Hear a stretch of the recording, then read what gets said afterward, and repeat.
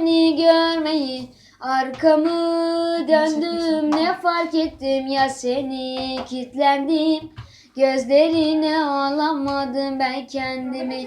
İstedim benim ol ne yalvardım Allah'a.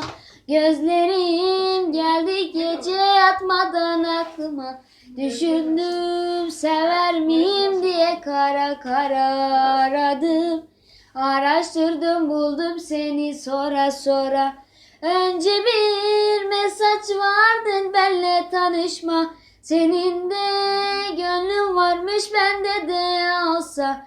Nasıl olduysa çıktık biz 2 gün sonra. Seviyorum dedin ya zaman durduğum anda. Bir koku. Hesbelete gideceğim.